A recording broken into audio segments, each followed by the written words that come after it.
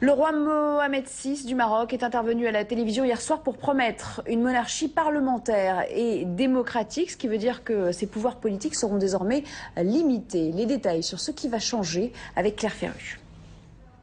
Le discours d'un roi très attendu par les Marocains. Mohamed VI a annoncé qu'il allait limiter ses pouvoirs pour amener son pays vers une monarchie constitutionnelle, démocratique, parlementaire et sociale, avec un Premier ministre aux compétences renforcées. Il pourra notamment dissoudre le Parlement. Le pouvoir exécutif, sous la direction du Premier ministre, viendra du peuple. Le Premier ministre deviendra chef du gouvernement et sera désigné par le parti qui sera en tête lors des élections législatives. Parmi les changements prévus par la réforme, l'élargissement du rôle du Parlement, la décentralisation des pouvoirs et l'indépendance de la justice inscrite dans la Constitution. Mohamed VI conserve son statut de commandeur des croyants. Il reste la seule autorité religieuse du royaume, mais il perd son caractère sacré.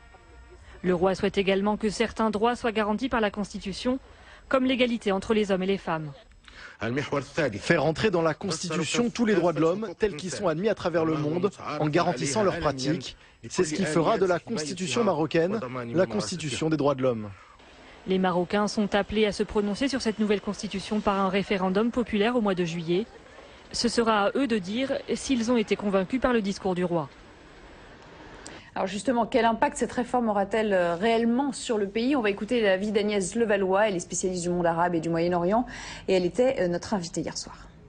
Ce qui est absolument étonnant dans cette réforme et qui est remarquable au premier sens du terme, c'est que ce sont les partis politiques, les associations et les syndicats qui se sont réunis pendant 3 mois à discuter pour faire ces propositions qui sont reprises aujourd'hui par le roi Mohamed VI et qui seront soumises à référendum début juillet. Donc là, on est vraiment dans un processus qui permet à beaucoup de forces constituées de ce pays de pouvoir participer à l'élaboration de ce nouveau texte, qui ressort des propos tenus par le roi Mohamed VI ce soir, une séparation des pouvoirs, ce qui permet effectivement au chef du gouvernement, qui sera donc issu de la majorité sortant des élections, de gérer les affaires de ce gouvernement. Bien sûr, le roi Mohamed VI reste commandeur des croyants, et ça c'est très important, en termes non simplement pas simplement de symbole, mais aussi de ce que ça représente pour le peuple marocain de se reconnaître dans la personne du roi.